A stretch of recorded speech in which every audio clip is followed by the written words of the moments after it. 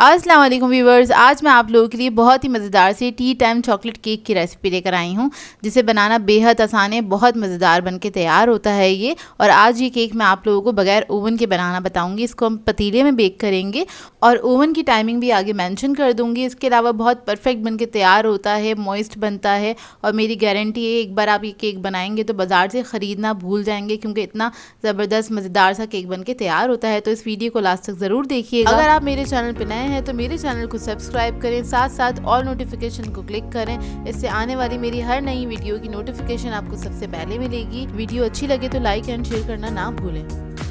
तो चलिए ये वीडियो स्टार्ट करते हैं। सबसे पहले हम पतीले को प्री हीट करने के लिए रख देंगे। इसके लिए मैंने एक बड़े साइज़ का पतीला ले लिया है। इसके अंदर आप कोई भी स्टैंड रख दीजिएगा इस तरह से, और इसको आपने कवर करके हाई फ्लेम पे छोड़ देना है 10 मिनट के लिए, या फिर काम शुरू करने से पहले आपने इसको प्री हीट करने के लिए रख देना है। अब दूसरी तरफ हमें चाहिए होगा बटर 150 ग्राम्स के बराबर है, रूम टेम्परेचर पे होना चाहिए।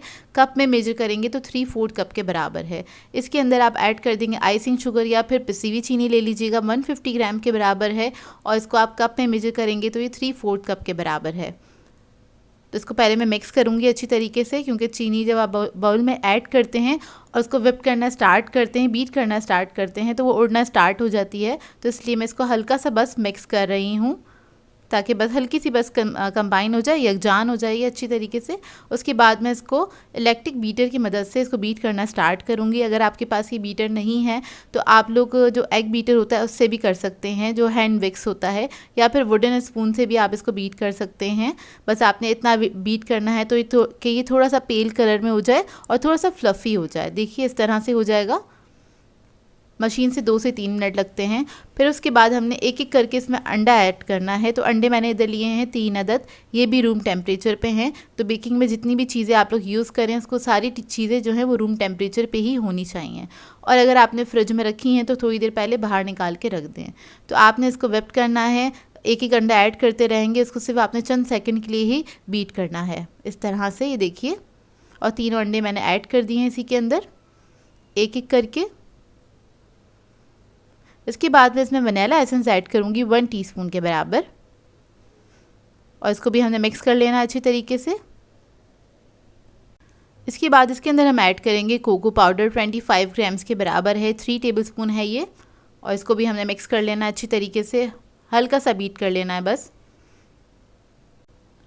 कोको पाउडर आप लोग अपनी मर्ज़ी के मुताबिक भी ऐड कर सकते हैं, कम या ज़्यादा। मतलब अगर आपको कम चॉकलेटी पसंद है तो आप लोग कम क्वांटिटी भी ऐड कर सकते हैं, और ज़्यादा चॉकलेटी पसंद है तो आप लोग ज़्यादा क्वांटिटी भी ऐड कर सकते हैं। मतलब 1 टेबलस्पून इसमें बढ़ा सकते हैं। तो देखिए मिक्स हो गया है। अब इसके अंदर हम मैदा ऐड करेंगे 130 ग्राम्स के बराबर है। ये 1 कप है मैदा लेवल, इसमें हमने ऐड कर दिया है। इसको मिक्स कर लेंगे अच्छी तरीके से। आपने स्पैचुला की मदद से इसको फोल्ड कर लेना है।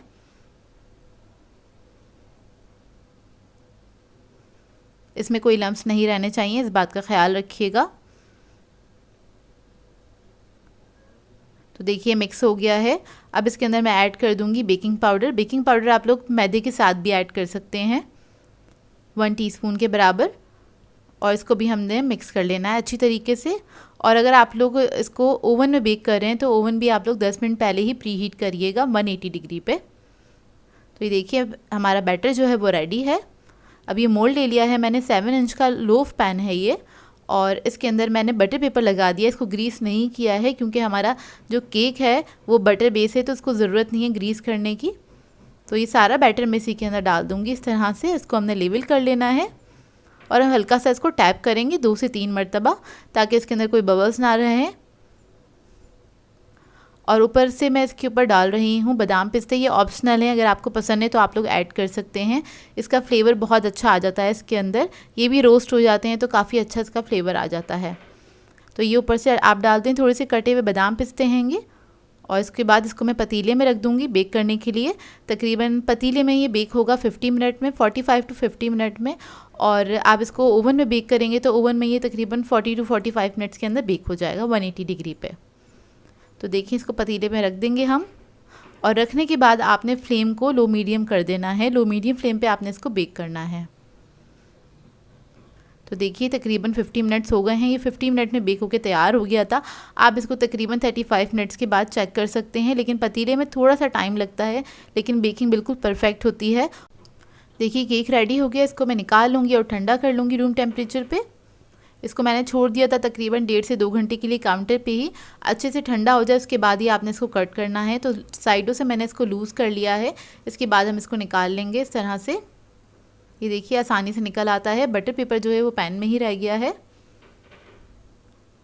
और ये बहुत डेलिकेट बन के तैयार हुआ था, बहुत ही मज़ेदार बना था।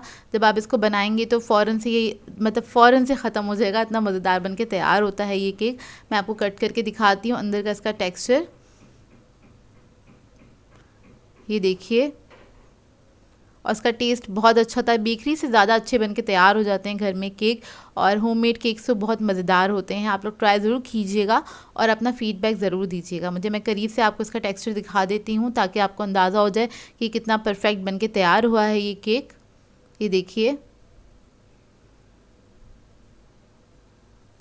बहुत ज़्यादा मॉइस्ट बना था, मुंह में जाके जैसे मेल्ट हो रहा था, इस तरह का बना था ये केक। आप लोग इसको ट्राई ज़रूर कीजिएगा और अपना फ़ीडबैक ज़रूर दीजिएगा मुझे। अगर आप इस रेसिपी को ट्राई करें तो मेरे साथ इंस्टाग्राम पे ज़रूर शेयर कीजिएगा। आप लोग मुझे टैग कर दिया करें अपनी स्टोरीज़ पे ताकि उसको मैं शेयर कर सकूं अपनी स्टोरीज़ पे, मेरे लिए थोड़ा सा इजी हो जाता है।